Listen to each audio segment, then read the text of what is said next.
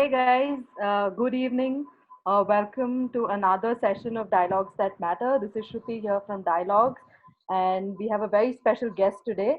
Before we get into the introduction and all the awesome things that our guest has done, let me talk about this series.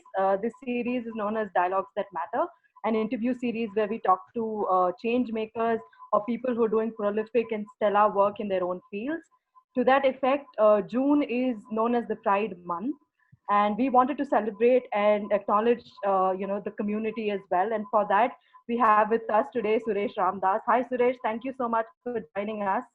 Hey Shruti, thank you so much for inviting me. I'm super it, excited for this. it's our pleasure, thank you so much. Guys, so like I said, this is Suresh. Allow me to introduce him to you if you don't know him already. So, Suresh Ramdas is an out and open, proud gay man. Apart from actively fighting for the or standing up for the LGBTQ community and their rights, he has won Mr. Gay India 2019. Apart from that, he also fights or stands up for inclusion in the workspace for the LGBTQ community. And there's just a list that goes on and on. I will let Suresh introduce himself the way that he would like to be introduced, and from there we will set the interview stone. So Suresh, over to you. Introduce yourself. All Like, right. All right, great. Okay, so you kind of put me in the spot where I really don't like talking about myself, but I'll give it a shot. So, hello, everybody. As Shruti said, yes, I'm Suresh Ramdas. My pronouns are he, him, his, as in that's how I'd like to be addressed. And with the work that I'm doing, I think it's more very focused towards LGBTQ, advocacy in the workplace. That's where I really focus a lot. But also at the same time, I want to kind of, work by large in the society as a whole and take these conversations wherever it goes, be it in schools, colleges, anywhere. right. And, anything and everything to do with our community to spread awareness and acceptance or inclusion is what I would like to, define. I think another definition would be is, with my hairstyle, which is bald, tall, dark, handsome, and a person with infectious smile. So yeah, there it goes. I think you put it right. I can't say anything to beat that. Having said that, I think I'd like you to tell us and kind of make us aware about the significance of the Pride Month. I mean, who better than you to kind of let us know about that?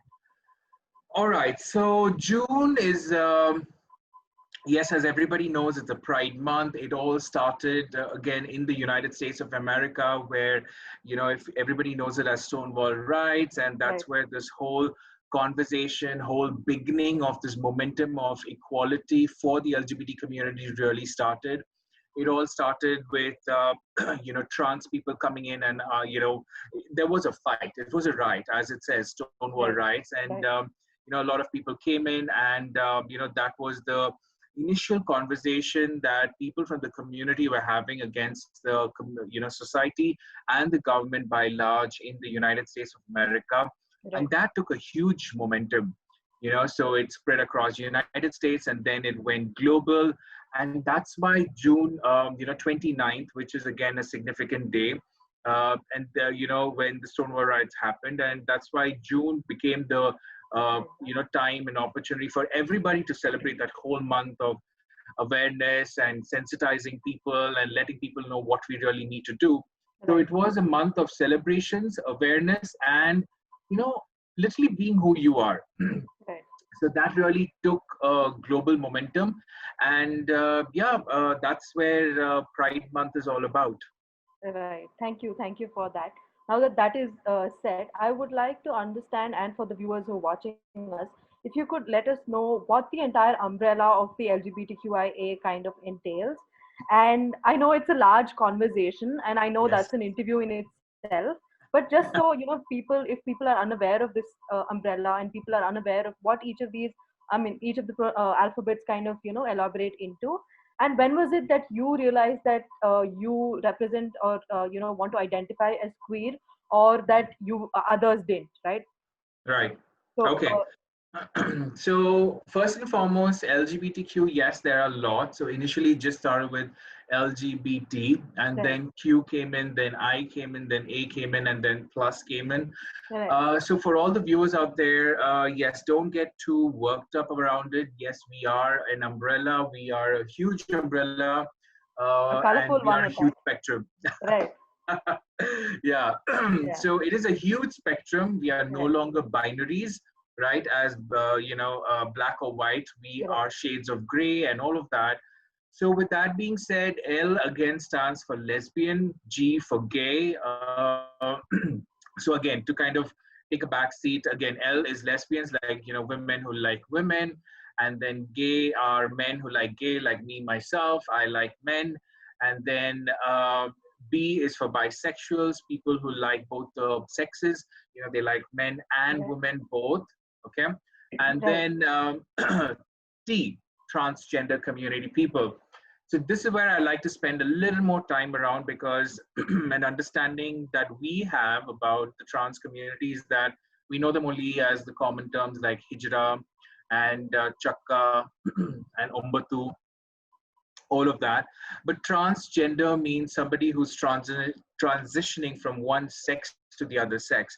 So to get an understanding of that, now sex is what? It is, the chromosomes, the genes, and then, the physical structure Right. of how a kid should be or is born by, natural process. And then you have three types of sexes: male, female, and intersex as well. Right. Now, so when, as fortunate as we are now, we are able to identify and accept us for who we are with the body that we have, Right. right? So that's why they call cisgender, Right. right? Right. Somebody whose gender is in sync with their mind and all of that. Now, for some reason, if you're not aligning yourself to the person that you are or the body that you're in, and then that's when your whole gender dysphoria comes into picture, or you're like really not sure, who is this? I don't feel I'm in the right body.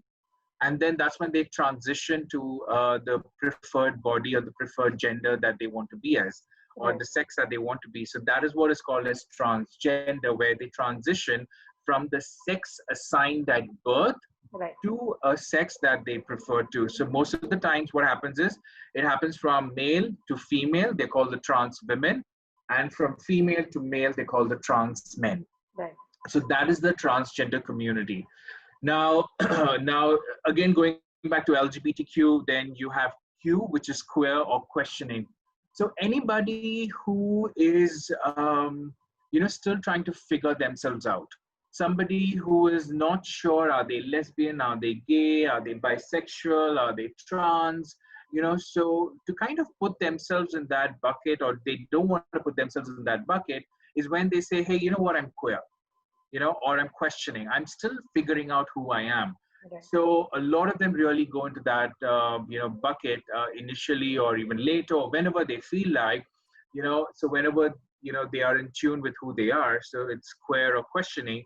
And that's where initially, when I addressed myself, or when I kind of said about myself, I Right. said I would like, my pronouns are he, him, his. Right. Now, there is a reason for it, is to go ahead and not misgender anyone. Right. So I would like, as Suresh Ramdas, I would like to be addressed as a man, and the pronouns are he, him, his. The Right. same for Shruti. If Shruti wants to be addressed as a woman, then her pronouns would be she, hers. And, if anybody who's trans or queer, now again, we need to ask them what they would like to be addressed as. Correct. It is asking a person like, what how would you like to be addressed or called? You have a name, you would want to be addressed a certain way. So that comes into picture. So that's when the importance of pronouns really comes into place.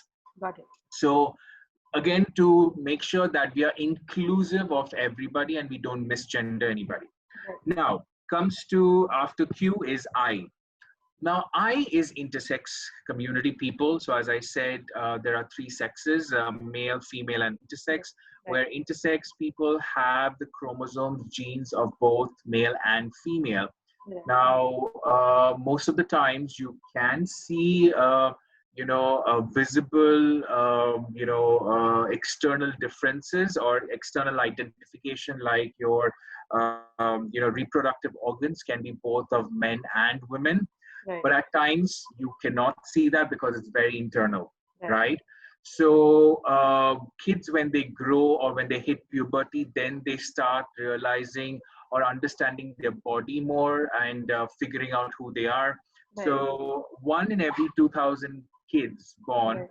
are intersex, Right. right? But we really don't get to know that, because again, it's a very the numbers are very small, and Right. parents decide the sex at birth Right.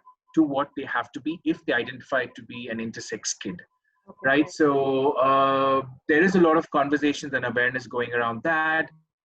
And then A has a broader spectrum. They are aromantic, asexual, but I think for this context and for this space, I would like to go ahead and call it as allies. So all you people who are tuned into Facebook and want to learn about the community and you consider yourself to be heterosexuals, then I would say you're allies today, whether you like it or not, Right. right? So A is for allies, and plus is to embark everybody else who are part of the community, who identify themselves to be whoever they want to be. Right. But we have a long list, so we put plus, Right. and everybody gets included. And the other places also where we add plus is people living with HIV, so we want to be inclusive Right. of them as well, so we include Right. the plus. So this is the community, and there is lots more to it. Right. So don't get overwhelmed. That's Right. absolutely fine. Even Right. I'm also in the learning process. So it is a journey for everybody to learn. So with that being said, the second part of the question, when did I realize this, that I was gay? I didn't know this. I didn't know the term at that point of time. When I was a kid, I was growing up in school, and but I knew I was different. Right. It was right from the a little you call that a puppy love, the Right. phase where you're Yeah. you're in school and you're like, oh, the girl is cute as a boy, and as a girl you say, oh, the boy is cute. I didn't have any of that. Okay. I was like, huh. I mean, that kind of feeling that you see or in the movies that you watched that time, it was No. No always violins kind of playing. good. No guitars. Nothing. Yeah. So all of that was never kind of happening for me with a girl. Okay. Uh, it was like, for few of my school friends or seniors, but they were all of the same sex. They were boys. Right. And I didn't know what to call it at that point of time. And Right. because there was no internet, neither we spoke around it. So it was a bit, how do I say, weird. And for me, because I didn't know whom I could talk to, and nobody else spoke around this. So I thought I was the only one. And the reason why I didn't get an opportunity to talk to more people was also the fact that I was bullied a lot while I was growing up. Uh, I was bullied mostly for my mannerisms and behavior. I was very feminine in my characteristics, or my expression. I would say, as not that I wanted that to be the Right. expression, but I was very feminine in my behavior. Right. So I was bullied and called names, and to top it off, for my skin color as well, I was always bullied for that. So I always kind of, remained aloof, or I was, not wanting to mingle with many people at that point of time. So I didn't have this conversation also with them because I was always frustrated with the behavior and the name calling. Right. But when I went to college is when I really found out, because that's where the time was. I was having access to internet, and I knew that I was not the only person alone in this world. Many people like me who are, and they're called homosexual, and more importantly, Right. gay. I think that's where I kind of, one of those days when I was walking to my hostel room, I said that out loud to myself that, Suresh, you are gay. Yeah, I think this is who you truly are, and that was that was the time when I realized who I truly was. Yeah, I was able to give it a name. Right. Yeah. Right. I think that sounds like a journey in itself, and I'm sure from this particular point that you mentioned, there must have been a longer journey or a longer path to kind of tell it to everybody to kind of come out of the closet. So how or what was that journey like? I mean, I don't want to put you on the spot or kind of, No, no. but how much of it you can tell us about that? How did that? Um, I'm just asking from a space of so that if there are people who want to understand how to go about this, right? So, what was that journey like for you? I think for me, coming out was, so again, I came out first to myself, and then I came out to my best friend in college. I mean, for me, that was very important because he was a good friend of mine, and I wanted to kind of be honest with him, Right. and because he was the so-called stud of college and all of that. Right. So, he was in a relationship with a girl and all of that, but we had this kind of friendship. It was very good, and I felt I was not being my honest self there. Right. After me telling who I was, I decided to come out to him, and I said, you know what, let's see what's going to happen. If the friendship goes, then it goes, but what to do, I want to be my true self Right. with him. So I came out to him and I told him, hey, I'm gay and this is what I am. If you feel it's not right, or if you think it's not good, then, let's call off the friendship, and I would respect your decision on that. I just said, and I didn't wait for his reaction because I don't know why, but I just didn't wait. Right. And for a couple of days, I avoided the whole conversation or meeting him up and all of that. And one of the days, he just barged into my hostel room that I was staying, and he's like, "What the hell is wrong with you?" Using the flowery language Of course. and a lot of Yeah. words as usual. So he's like, why do you have to really talk about friendship, or bring the friendship on the line and say you don't want to be friends? Yes, I mean, you have a different choice. You've made that clear, but I have no problems with your choice. Everybody has a choice of who they want their partner to be. I mean, I'm in a relationship with a girl who is on the heavier side, but people have issues with it, but I don't have issues with Right. it. There are a lot of people who like girls who are long hair, short hair. There is a variety out there. Your variety or your Right. choice is different, which I'm not able to understand now, but that's absolutely Right. fine. So don't bring the friendship Right. ever again on the line, is what he said. And I was like, whoa, like I never expected that from him. And I think that was my first how would I say, a very supportive coming out story in that ways, wherein my best friend, we're still friends, and yeah, he knows everything about me, I know everything about him. So that was, I think, a very uh, important moment. And I felt after this phase of me coming out to my best friend, I did come out to quite a few more other people. I didn't get the same reaction, but it kind of didn't make me feel very bad, because Right. my first time coming out was much better. So I was like, oh, okay, Right. to hell with the others. He's my best friend and he's more important. So that continued. Right. And then then I started working, and then I was very much in the closet during that time. Then I had to come out to my parents. Right. I never wanted to, actually, Okay. because I kind of knew that my parents would not probably understand. Right. But as typical South Indian Tamil boy, or as Indians, I think Right. all the kids go through this, where they were like, "Nahi beta, chalo, it's time for your marriage. It's time for you to settle down, get Right. married, and be a responsible child." And for me, it was more, be a responsible boy. Right. But I think during that whole phase in my life, or the time before I came out, from the time I came out to the time I was coming out to my parents, I knew one thing: I was very much gay. I was very much attracted to boys. And it's not that I don't like girls. I love girls. And the fact that else beyond emotional connect that I can have with girls, I can be their best friends, but nothing beyond that. So with that being said, you know, I had made a conscious choice and a decision that I would never ever get married to a girl and screw up her girl's life for no fault of hers, right? Because you know that how it's in India, right? Most of the girls don't get a say in a marriage. It's only the parents decide, and the boy decides, and then the marriage happens. So at that point in time, for me, it was very important to take that step. I knew that there's going to be a lot of issues. There's going to be a lot of concerns as such. But I said, you know what? I'm going to do this because this is the right thing to do. And when my parents also were looking for girls, I was telling my parents, I don't think so marriage is for me.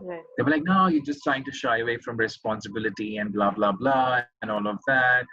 And, even in some form, I think even the horoscopes that we're supposed to match were not matching. So I was telling my parents, you know what, it's not supposed to happen. And my parents were like, don't worry, it's okay. There's one girl for you in your life. She's meant to come. So we'll have to keep searching. I was like, oh, good Lord, that's your job. So you go ahead and do it. And when that was happening, they found a girl and they said, you know what, you need to get married. Just hold on 1 minute. My dog is outside. One quick moment.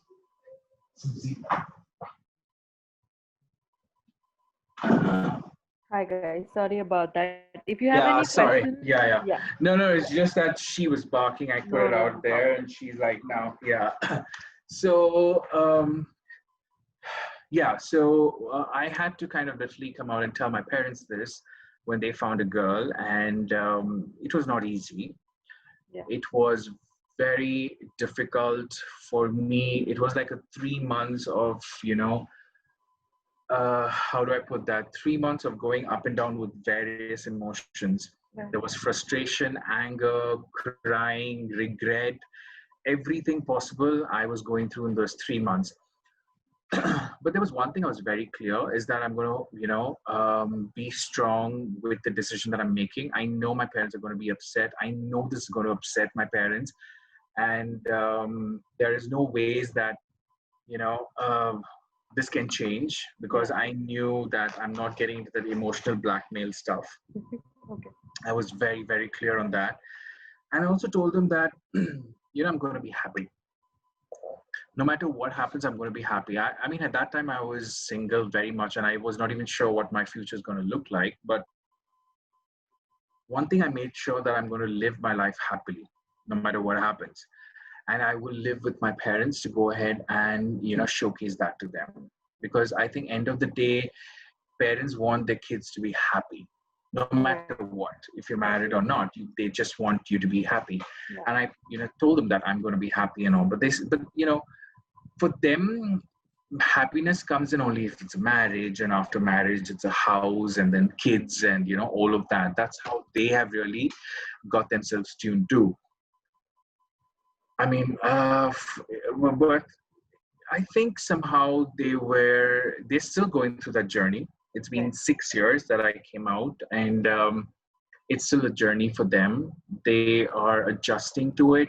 They are figuring themselves out. It is very uncomfortable, but, I'm happy.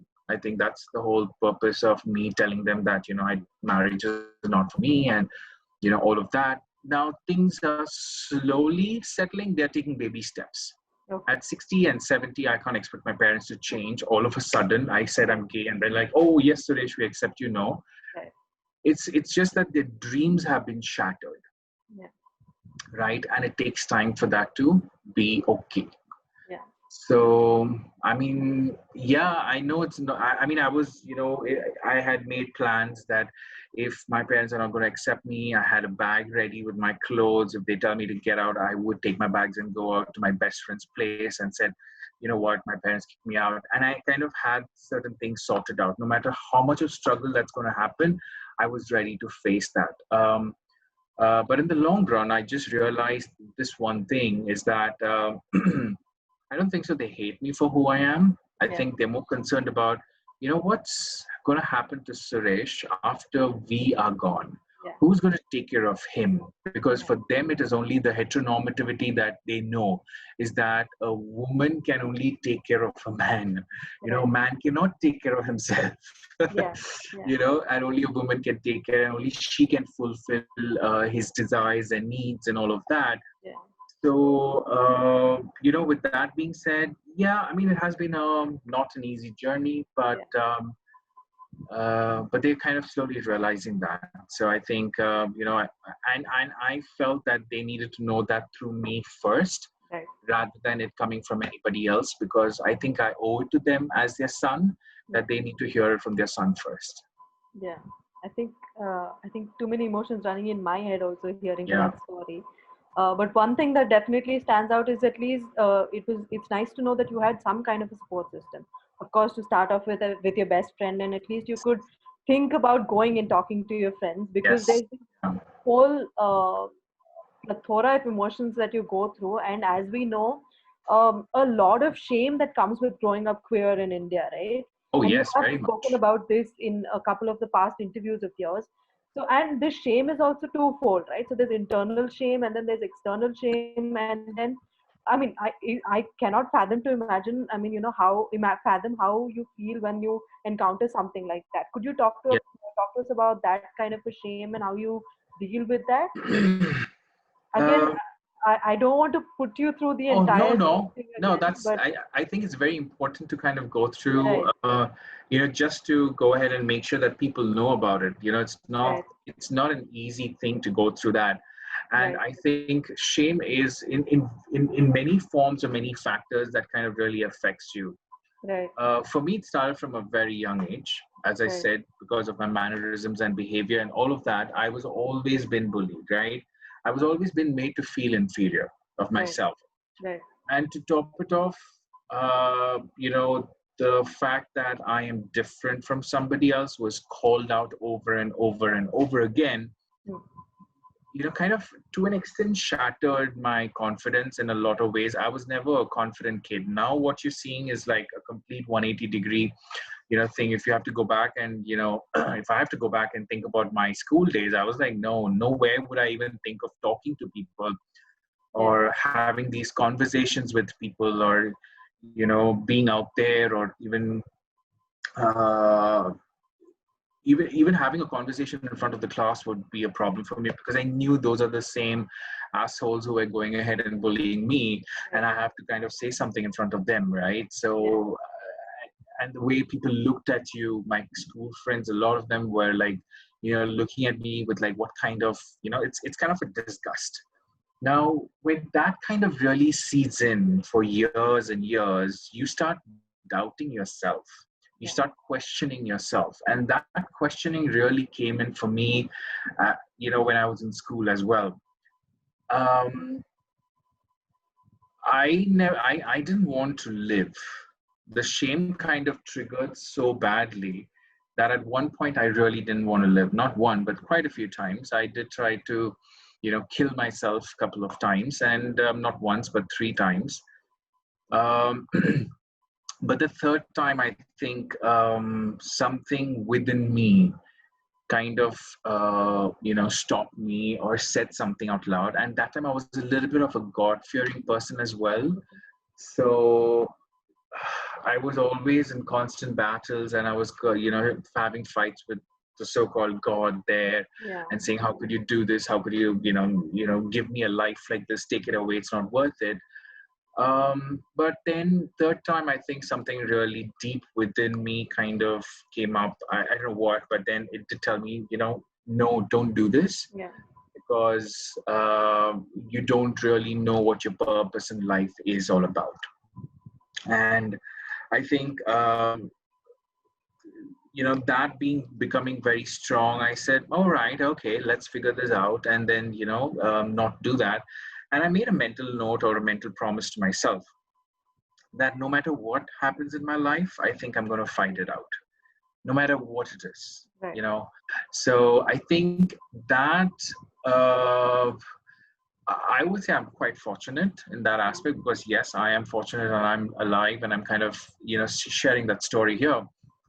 But a lot of them really are not able to handle that kind of pressure of being left out, being bullied all the time, or being harassed for who they are. Right. And we have seen a lot of worst cases. Yeah. But because for me, the need to talk about it right now, I know a lot of them have told, why do you talk about it? It's like, it can trigger. But I want to kind of tell people, the effects of words, the choice of words that you have with anybody that you don't like also can really be hurting. Because I'm still facing that in my own ways. I'm still fighting my demons around color. And it is always a huge issue, though I have an amazing, um, an amazing partner who loves my skin color forget about skin color, but he loves me for who I am. And he has he just loves me for who I am, right? So even with that also, I still cringe at times. It's not easy. This is a very, very long term process, but we need to address it. We need to talk about the fact that don't shame people for who they are. Everyone are different. Everyone is different. 10 fingers in a hand are not the same. Then how can you expect people to be the same? That's so off. And I don't know, where did this thing that everybody are the same? No, moment you call them same, no, I think you're not really addressing the key issue there. Everybody's different, everybody's unique. Let's celebrate uniqueness together. I think that should be the conversation. And I didn't have anybody to say that, and I had to fight it out myself. And a lot of them are still fighting it out because they feel that they cannot speak about this, because moment they speak, I think in India what happens is that it's always being brushed aside, saying that, oh, come on, you have to suck it up and move forward. Come on, just to eat a couple of bullets and take that forward. I'm for sure you can survive. You will survive. But it is not true. A lot of them are not as strong as what you think. And the stereotype, especially for men, the stereotypes is don't cry. Don't be such a sissy, or you have to battle out. This is just one of the small battles or hurdles in life, and if you are crying for this, then what's going to happen for the future ones? Those are some of those small little things that can break you down. Imagine if you as a person, as a kid, you're not able to go through that hurdle by being, oh, come on, you can get through this hurdle successfully. And if you're not, then you're questioning your whole self as to, if I cannot survive this, then can I survive something big, like how my parents or relatives are saying? I think it's choice of words makes so much of a difference. And at times I feel, women are even subdued in some way in that aspect, that you cannot do anything and blah, blah, blah. But they haven't, I feel crying is so important, and it is so good for a body to kind of relieve that tension out. At times I'm jealous of women in that aspect, because you all cry and you're allowed to cry, and society never says anything about that. But if men cry, then we've been questioned around that. So I feel that everybody should cry. We all came into the world crying. So I don't know why crying is being a shame. So I think some of these conversations should really, change and, bring that. And for me, I think, shame takes you to a different dimension altogether. I always think of Brené Brown's videos when it comes to around shame and vulnerability and all of that. If you'll get an opportunity, just watch Brené Brown's, vulnerability video, and it's so beautifully put out there, which is very important for us to talk. And for the community per se, we need that. We should not be shamed for everything. And because of that shame, we still continue to shame others. Unconsciously. It's a cycle. Yeah, it's a cycle, because we've been shamed. Now can we shame somebody else? And that shame cycle keeps continuing on. We need to break that cycle and really bring that conversation, say, no, it's okay, accept for who you are and go further from there. I think, like you've rightly pointed out, a lot of different conversations, a lot of different stereotypes to be broken, right from, the gender norms to be broken. And then, talking about being comfortable, allowing these conversations to happen and things like that. So, I mean, I'm glad that we are, taking one step forward and we are having this conversation. and I hope that this goes the long way as well. Yeah. Uh, Having said that, I know we spoke about quite a bit of serious stuff. Let's get to Hmm. something else, which is again very vital in your journey and your life, which is the pageant that you did take part in. And you are the winner of the pageant, right? Yes. So, Yeah. apart from the fun and the frolic side of it, what I would like to understand is what was the experience like interacting with fellow gay men, and what would you say that pageants have a role in kind of dismissing or busting myths, and how did that whole experience kind of help you shape your perspective? Uh, yeah, I think Mr. K India 2019, or the pageantry itself as a whole, as the entire competition that I would call it, Right. has a different intent. The intent is not I feel personally it doesn't have a lot of biases, because of the fact is all they need is for you to be 18 plus, to be of a legal age. You need to Okay. be out, Okay. and you need to have an intent to do something for the community. Right. So age no bar, height no bar, sex no bar. I mean, you need to be male, yes, because Yes. it's for gay men. It's So you for need to gays. be Yeah. out gay, yeah. So and then color no bar, with regarding to height, anything. There is no specific stereotype that you need to be like this. Right. So for me, I think personally, I wanted to kind of, broaden my horizon of trying to find out the advocacy work that I was doing in the corporate area. I wanted Right. to see how I can really take it forward. Can I, Right. spread this conversation out a lot more? And Right. when this opportunity came in, I mean, it was to an extent, there was this small boy's dream also, to be in that center stage and, walk the ramp and Right. be a part of the whole, section where it's kind of fun, exciting, and all of that. Right. But also, for me, it was majority an opportunity to learn from people and also learn from the panelists and the judges who were being a part of it. So what can I really learn? Because by that time I was 37, I was into corporate, and life was, I would say, not set, but then it was going smooth. Right. So for me, it was also an opportunity to break stereotypes. A person Right. of color who's dark, 37, bald, IT professional, and a South Indian, right? Right. So I was just trying to see what are the possible stereotypes that I can really break when I'm there. Right. By just putting myself out there, I'm for sure by itself a lot of stereotypes will be broken, Right. right? So I said, you know what, let's go ahead and do that. Because by that time, I was already learning a lot around diversity and inclusion and more around LGBTQ. So I said, can we take this conversation Right. further? And can I go out and, really talk about it on a very broader, Platform. Yeah. perspective? And I Right. was like, wow. I mean, it was an amazing experience of 4 days, and I really enjoyed that thoroughly. Being at the rounds, or I think, yes, people call it the swimwear round, or people call it the skin show round, but for me personally, and the intent of that is like, with whatever body you have. Now, can you be confident and feel good about yourself? Right. Because I don't think so. We had that criteria that everybody should be with six packs and muscular and all of that. No, we were all shapes and sizes. Right. We In terms wanted of to showcase, you know, body positivity there as well. right. I So think you yeah. said something, Yes, Shruti? I was just asking.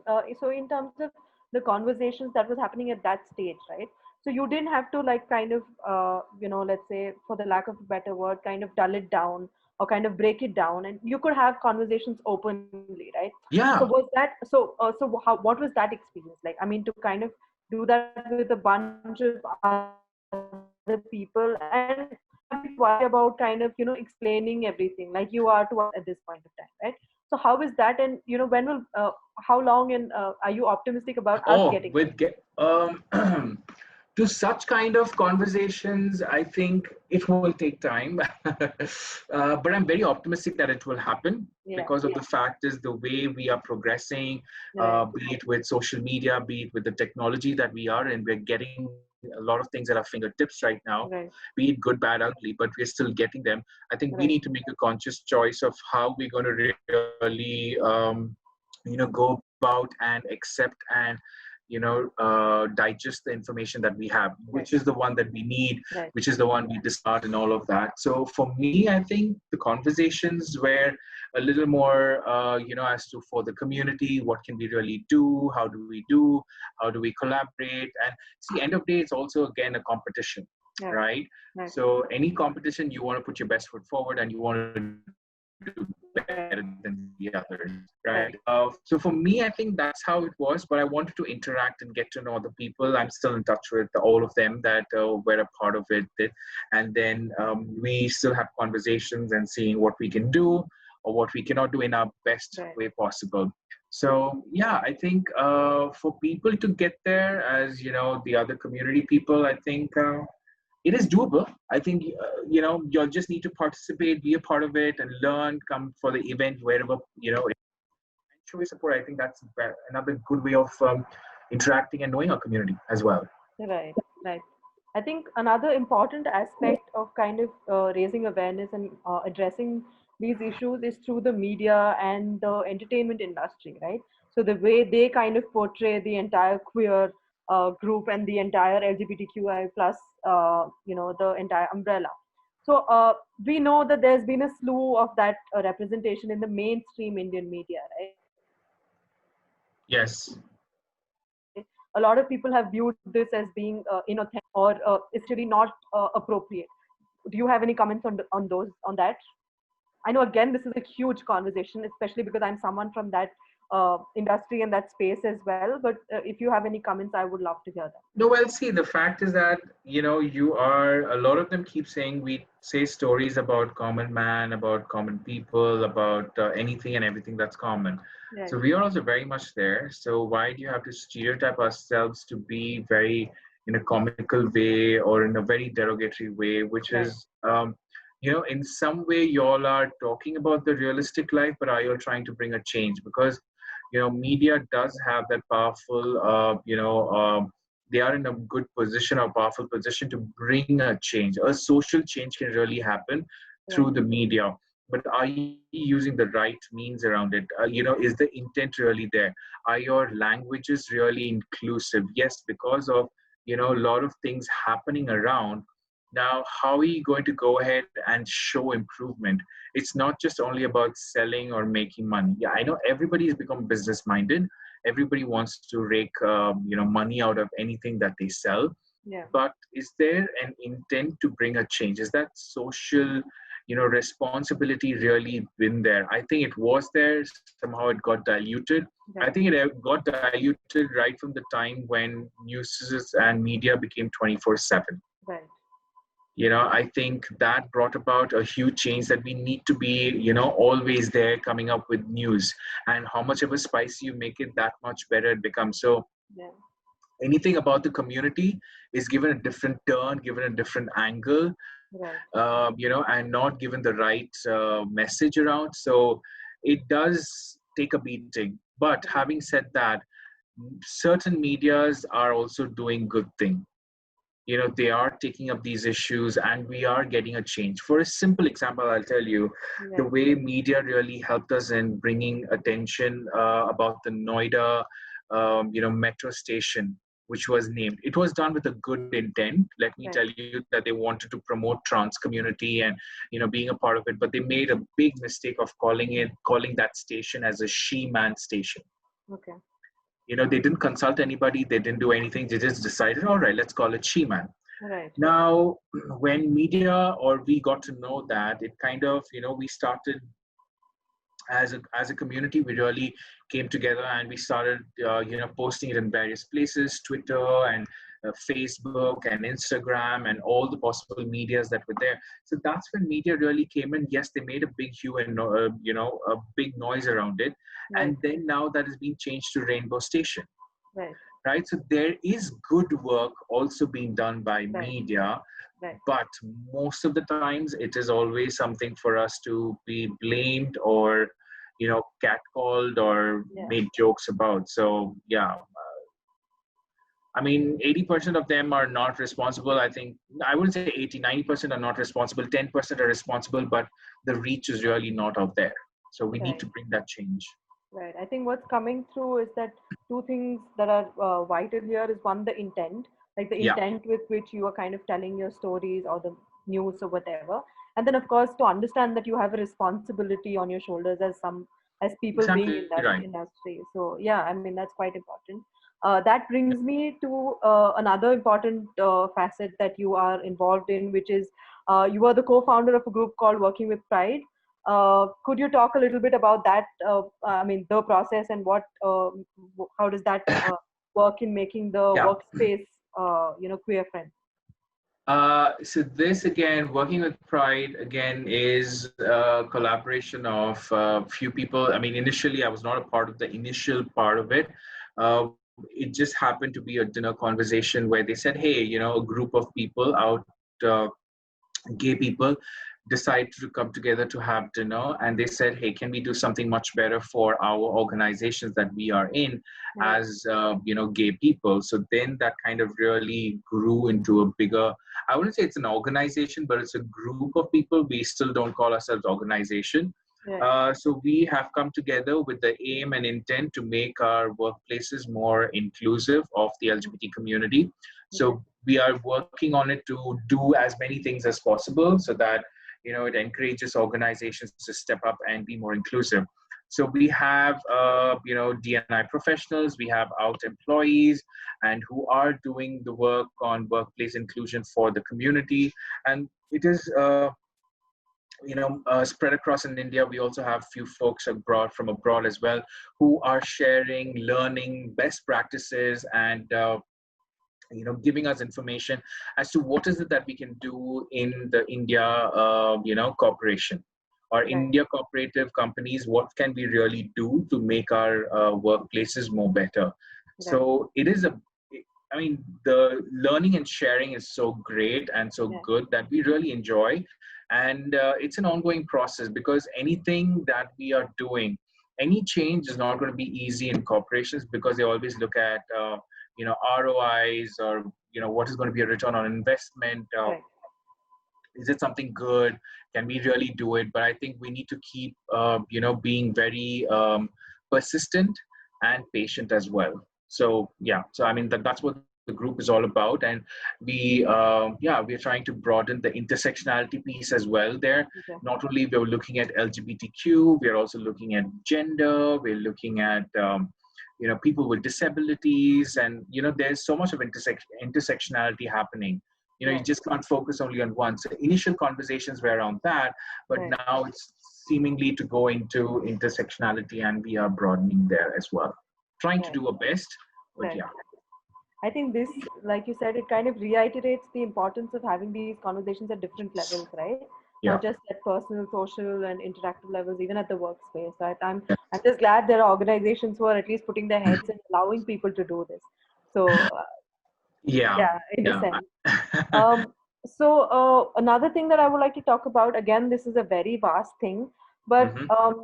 more often than not, a lot of times, especially in, let's say, in India and across the globe, we look at things in a black and white perspective, right? So we don't look at, let's say, for example, an intersectional queer experience.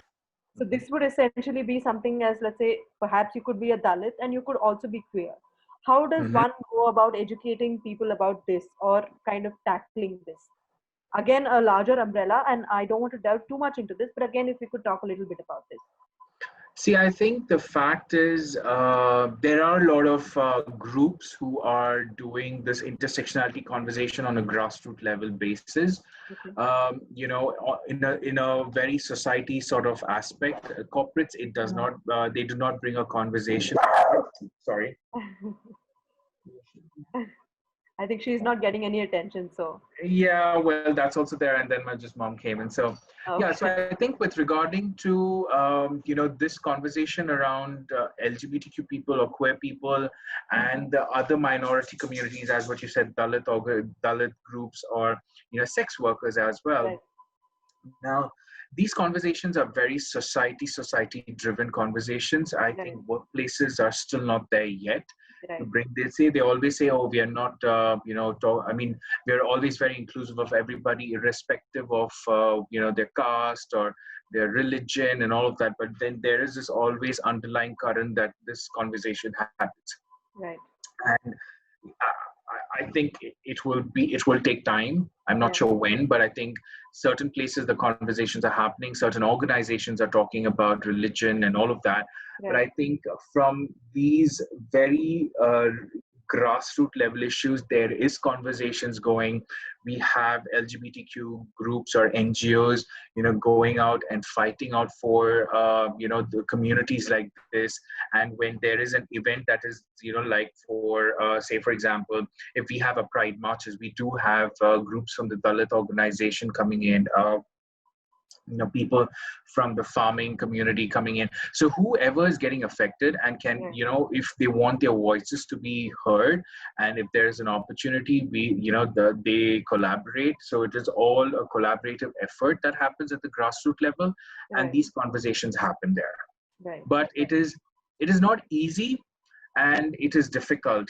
For me, the way I bring it out to corporates is that in a very simple process that as a man you have a lot of privileges. Right. Now as a woman, your privilege is taken, so you take one step back, Right. right? If you're a woman, one step back. Now if you're a woman and a lesbian, two steps Right. back.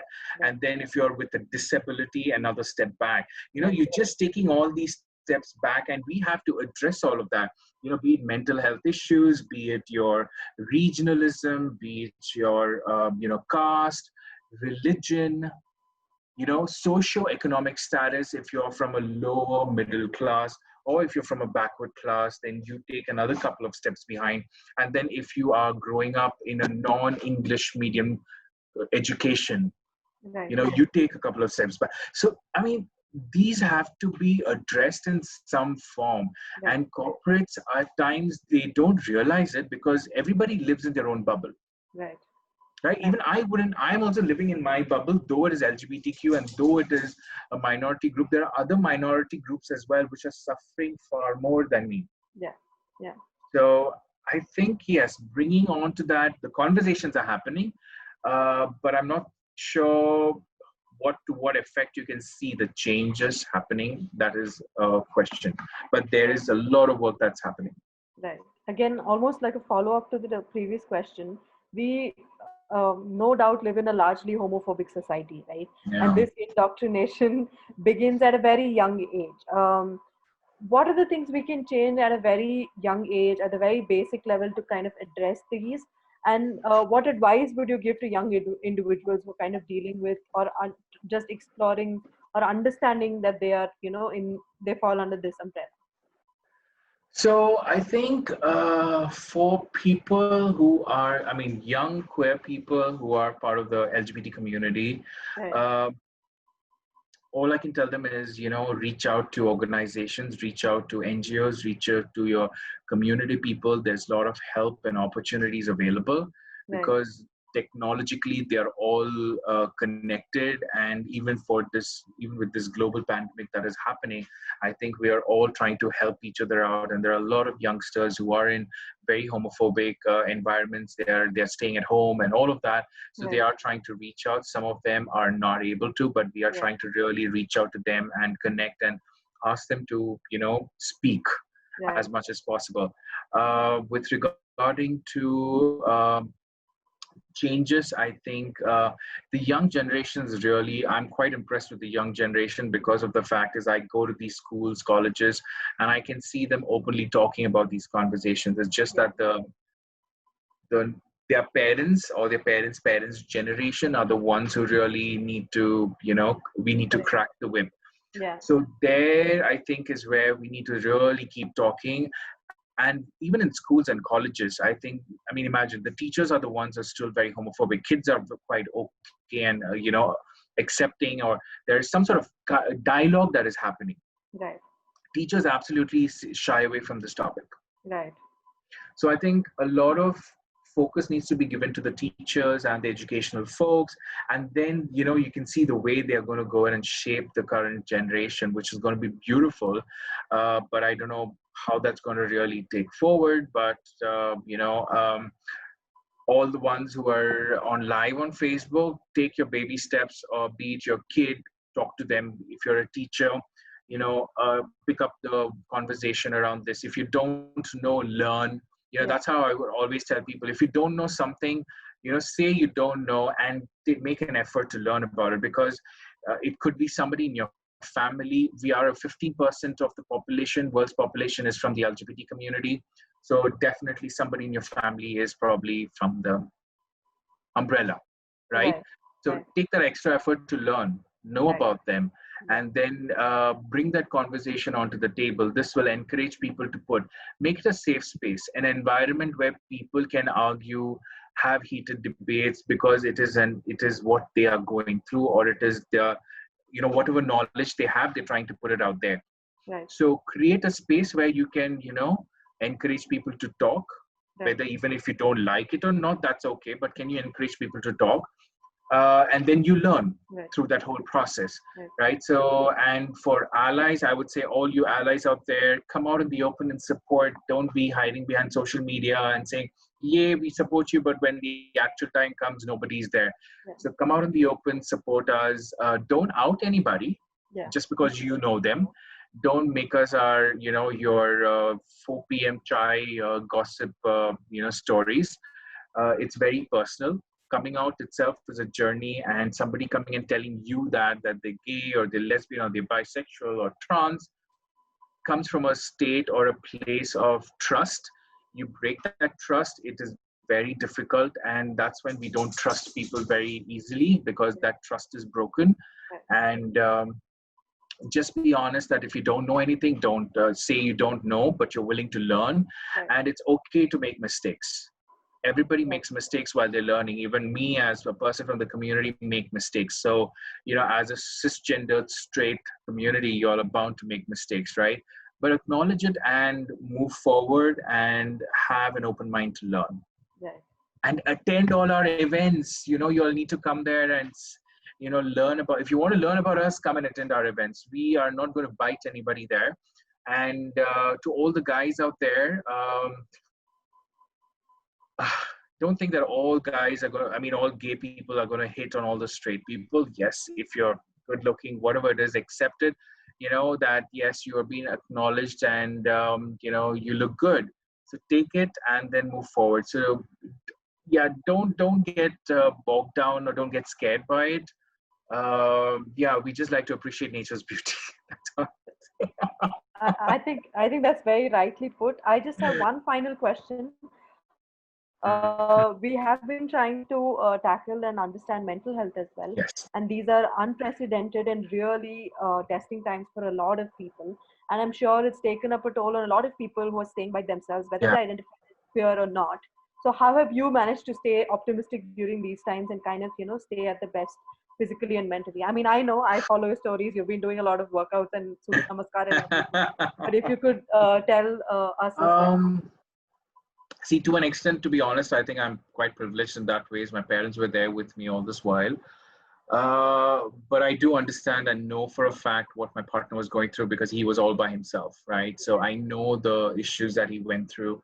I think it is not easy, but I think having the connect with people and finding a ways to go through that process. It's okay if you're frustrated. Go through it. Don't fight it. Go through with that, stay with that, but at the same time be connected to somebody, have regular conversations with somebody who can be your, like a punching bag. You can yell at them, scream at them, shout at them, whatever it is, bring it out. And I know it may sound very not so good for a lot of people, but I think workouts do help. Any form of exercise here, is very helpful, because you want your body to be tired so that when you go to sleep, you sleep. And mentally, if you need to go off, I'm not preaching here, but also I'm saying meditation does help. It's Right. not easy. Again, as I said, people who've never done this before, if you're trying to attempt it, do it for 5 minutes first. Or even better, the first step of wanting to work out is have your shoes in place. The first day, have an intent, get up at that time. Don't do any workout. That's okay. Yeah. That is your success metric or success mantra. Get up on time when you want to go ahead and start working. On next day, wear the attire. Don't work Right. out. That's okay. And the third day, you wear the attire and then go for a walk. Right. Continue to do those small baby steps when you've never done anything like this. Meditation, also same thing. Sit one day, Right. that's it, and just look around. That's okay. Close your eyes and Right. look around. Right. Next day, when it's a habit process, right? So it does take time, but do that intent, and the days are going to be lazy when you just don't want to do it. That 1 2 seconds when you feel like, I should give up, don't give up. I think that has worked for me. Yeah. Yeah. Sounds good. I think one day at a time, whatever suits you, Yes. whatever is most comfortable to you, do that. And like you rightly said, reach out to people you can talk to, whether it's your family, friends, your pet, whatever is, Yeah. most comfortable to you. So I think, yeah, that Yeah. brings us to the end of the interview. But the most important thing, like you said, you are here to support a cause today, Suresh. If you could let us know a little bit Yes. about the cause and what that cause is all about, we're all ears. Okay, so I'm supporting this NGO called Sangama, which is working on grassroots level issues for the LGBT community and a lot more as well. They are Right. a very well known NGO. They've Right. been in this space for more than 20 years, Right. and right now they're looking at ways in which they can really help the transgender community and Right. the sex worker community as well for their livelihood, Right. because it's not back to normal with regarding to going back to the jobs that they have. Right. So any donation, any help that can help them survive, because right now there is no opportunity for them to work, right? Right. So Right. to feed your stomachs, you need basic food. So the organization, the NGO, is giving them supplies on a weekly basis so that they can make sure that they can find something to do or not, and then take that further. So Right. any donations would be greatly appreciated. Please go ahead and donate.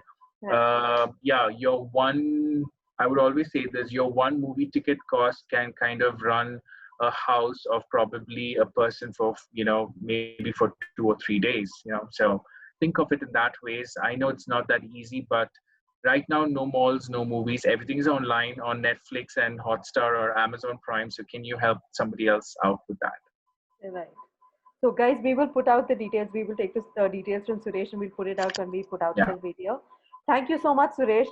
It's been a wonderful conversation. I think I have learned a lot. So, I'm hoping a lot of people who joined in and tuned in today have also learned a lot. Thank you so much for doing this, for giving us this, so much of your time. I only hope, people like Dialogue Space and a lot of other spaces can facilitate conversations like these. Mhm. And at the brink of it, if we have people like you, I mean, it's just cherry on the top.